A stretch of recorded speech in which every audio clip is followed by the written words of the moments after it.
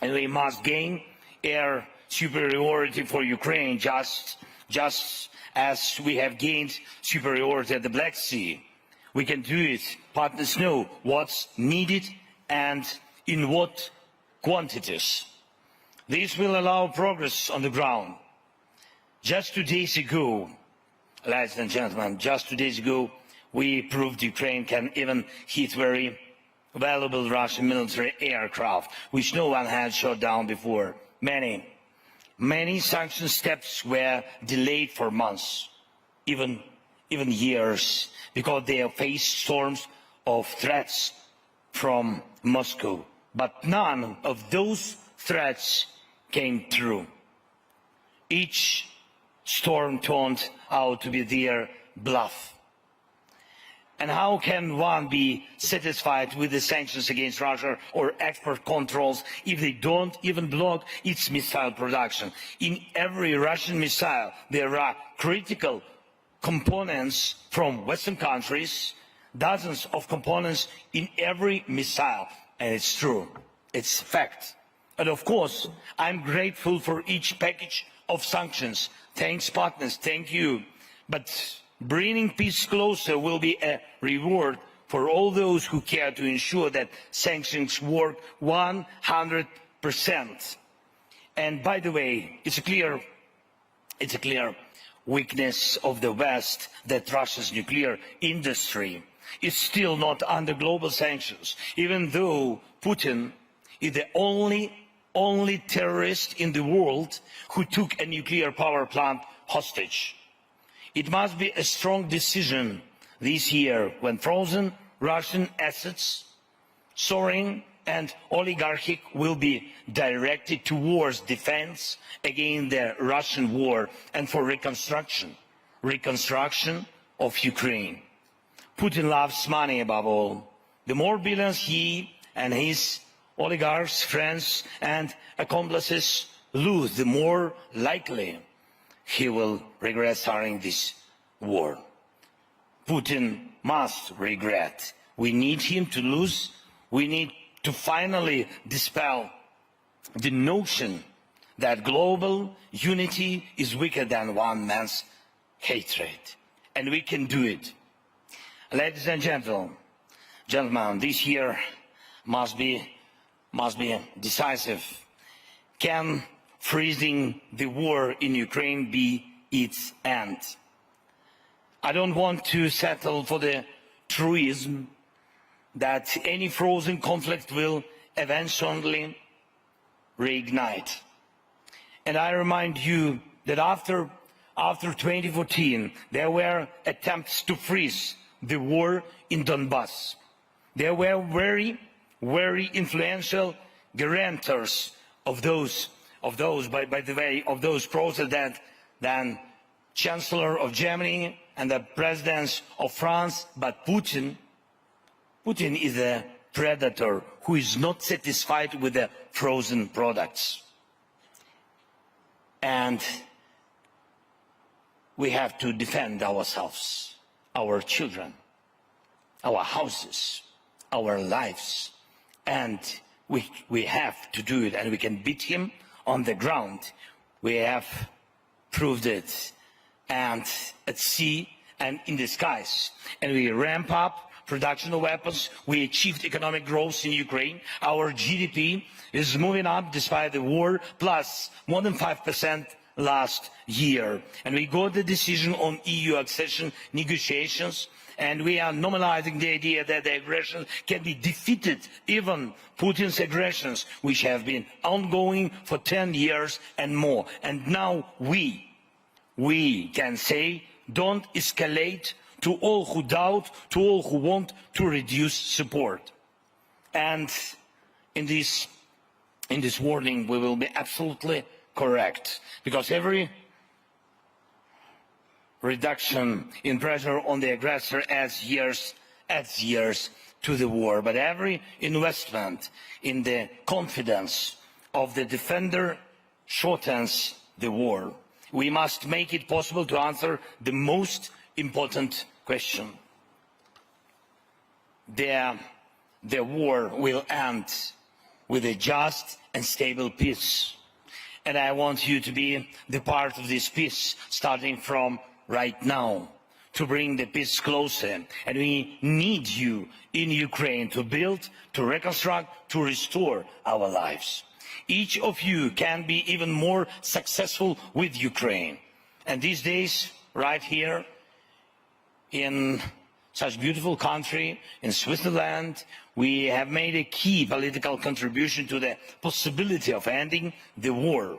There was the most representative meeting of national security advisors regarding the implementation of the peace formula. More than 80 countries and international institutions were represented. Yesterday, I had very productive negotiation with the President of Switzerland and discussing the possibility of holding a summit at the leaders level in Switzerland. The first summit, the Global Peace Summit. Today, our teams have already begun work on organization such a summit, not the World War III, but the Global Peace Summit. And I invite every leader and country that respects peace and international law to join us. Together we can answer any crucial questions, and it will be the best answers. Peace must be the answer.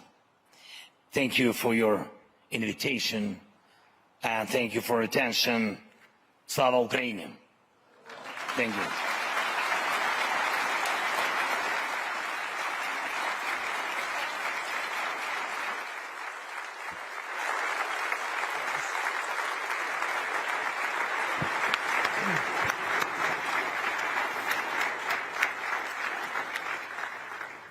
Mr. President, I think you can feel the warmth from the audience. I never seen this room so full. And thank you for your historical speech here in Davos. I think we all know when we are witnessing history, and with President Zelensky, he's one of the historical figures of our time. To stand against Russia as one of the largest military powers in the world, like you and your people have done, is, of course, truly historic. But we will also have to turn to the next chapters, and you also mentioned that Ukraine's economy is still growing with more than 5%. You also mentioned that Russia has seen a lot of losses, more than 300,000 soldiers, more than half of their tanks, and also their Black Fleet fleets. I was just wondering, listening to you, how long will the Russian people let Putin continue with this?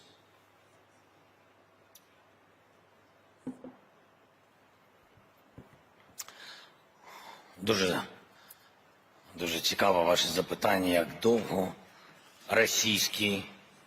Let's see if everyone gets on. Yeah, please. And here you have some water. Try. No, I have water. Okay. I will wait. I have enough time till morning. No, I have no time. Sorry. You have a war to win, no? Okay. I have a lot of work. Thanks so much. No, it's a great. So, can I speak Ukrainian? yeah, of course, everyone has their. Everybody understands Ukrainian. Okay, great. With the interpretation, yes. I see. Yeah. What we will speak about serious topics, but sometime we need pauses for jokes. Gallows humor. No. Well, you know what is funny? Now I'm speaking English and have Ukrainian translation here. So it's thanks technologies. But it has to be opposite. How did it sound? I have to speak Ukrainian. How did it sound in Ukrainian? Great. Yeah. My voice is better here. So I don't like to hear my voice. Добре, дякую. Чому я хотів відповісти українською? Я вам поясню. Ви ви навіть ви не розумієте, яка різниця між вами і між нами і цією людиною, як Путін. Тому що ви зараз сказали, і в вашому запитанні було все. Відмінність автократії від демократії. В тому, що ви сказали, скільки народ, що як цікаво, скільки народ Росії дозволить ще Путіну. І далі вже не важливо війну, вибори, бути керівником їх держави. Питання в тому, що ми з вами однаково це розуміємо, скільки народ дозволить. Це і є принципи демократії. А в цьому і різниця. Нічого народ не дозволяє президенту Путіну. Питання, скільки Путін і що він дозволяє своєму народові. І тому питання, воно стоїть по-іншому. Питання стоїть в тому, що а скільки народ готовий бути, не чути нічого, бути просто глухим, нічого не бачити, робити вигляд, що все нормально, все йде правильно. Тобто питання це не до мене, питання до народу Російської Федерації, питання до них. Чи вони спроможні змінити себе або ні. І це виключна така ситуація. А Путін, це те, про що я говорив. Путін, я не вірю, що ця людина спроможна змінитись, бо тільки люди спроможні це робити.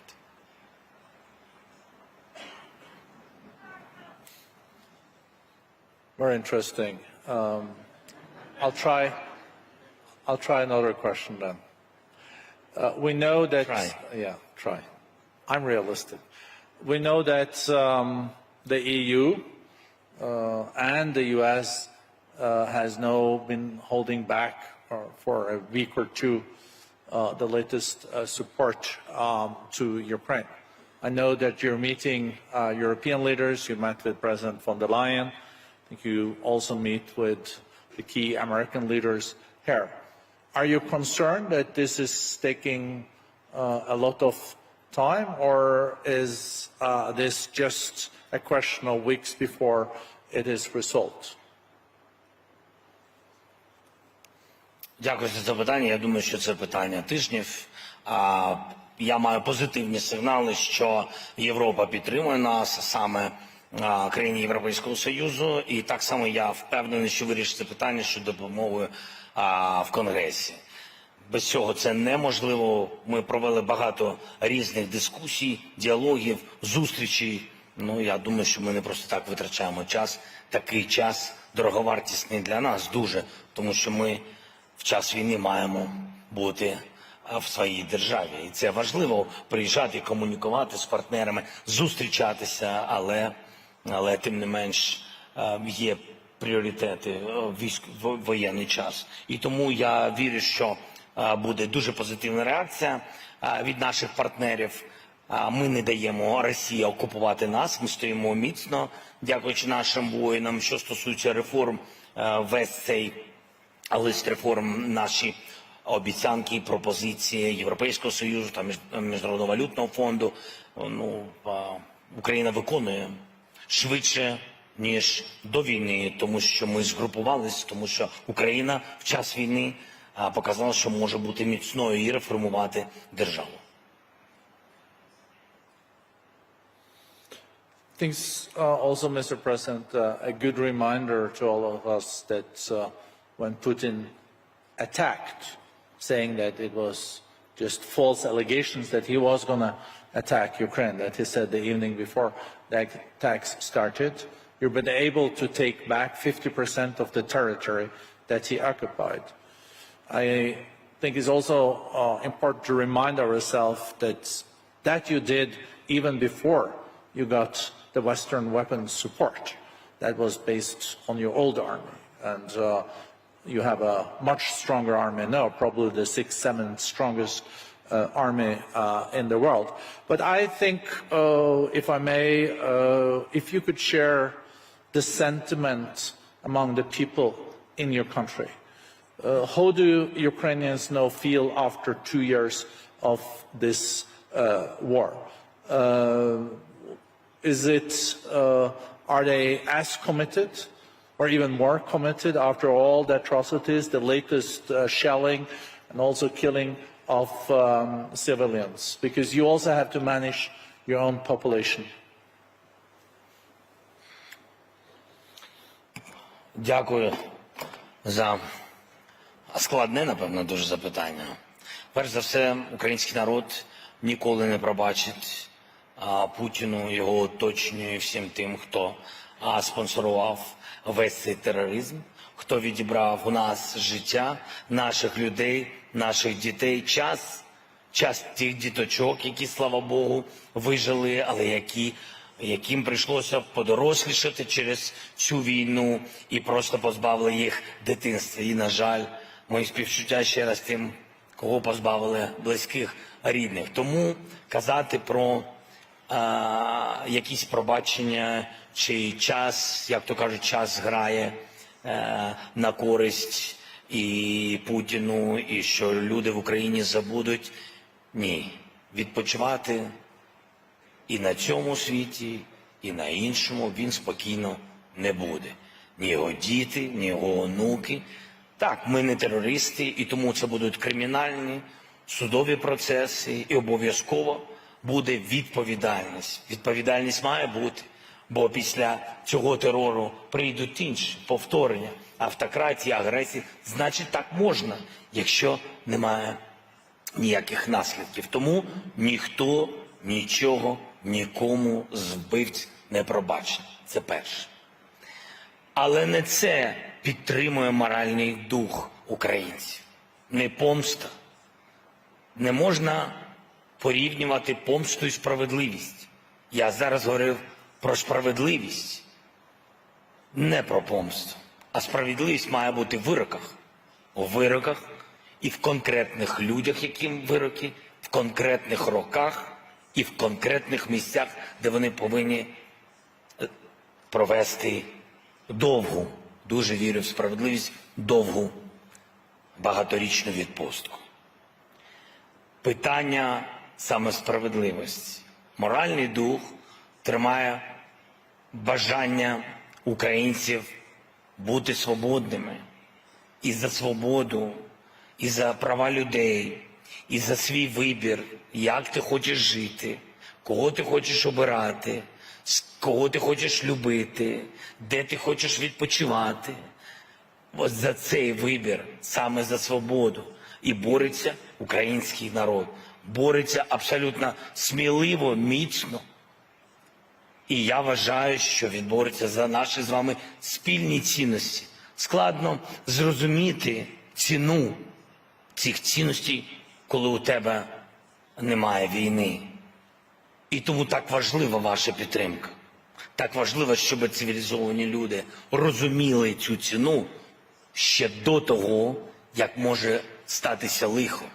І якщо ми всі це зрозуміємо, ми об'єднаємось в допомозі Україні і в політичній ізоляції Путіна.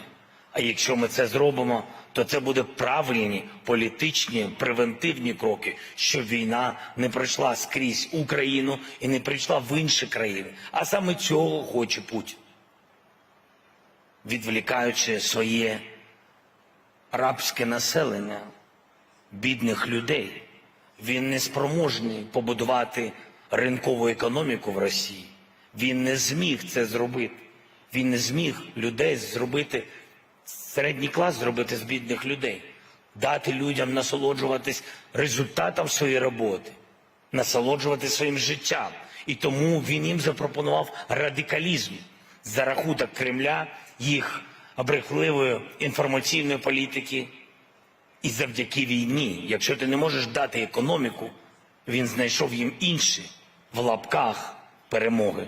Це окупація інших народів, приниження, знищення. Ось і все. Вибачте, я відповідав дуже довго. Ваше запитання було коротше. I think they're more interested in hearing you than me. I think, Mr. President, Enough? I think that was an amazing way to end. Maybe just short question: how can we, in this room, and also we discussed this morning with, you had 70 global CEOs in the room, how can we even better contribute for the principles you laid out and for Ukraine? Я сказав сьогодні вам абсолютно відверто, я вважаю, що наша міць і наш скарб України – це перш за все люди. І вони довели всьому світу, що вони розумні, талановиті, сучасні і кмітливі, вони сміливі і абсолютно відкриті. І я сказав вам, що для нас сьогодні побудувати міцну економіку може тільки наше населення, наш народ і ваші інвестиції. Робочі місця, багато робочих місць, і для цього нам потрібні нормальні інвестиції, абсолютно зрозумілих, прогнозованих, чистих компаній. І я впевнений, що це нас зміцнить, тому що збільшить робочі місця, збільшить можливість для наших людей повертатись з-за кордону додому.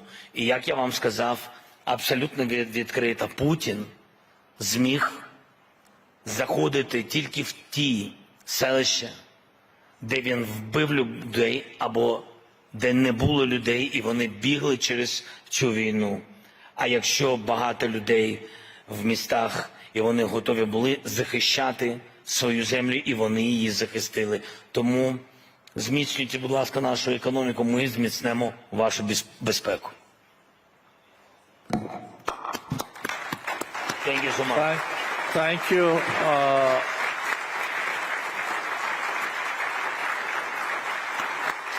Thank you very much. Thank you, Mr. President. It's been an, you see? Thank you very much. Thank you so much.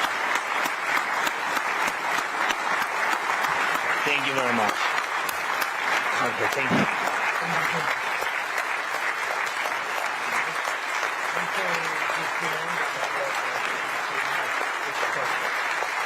Thank you.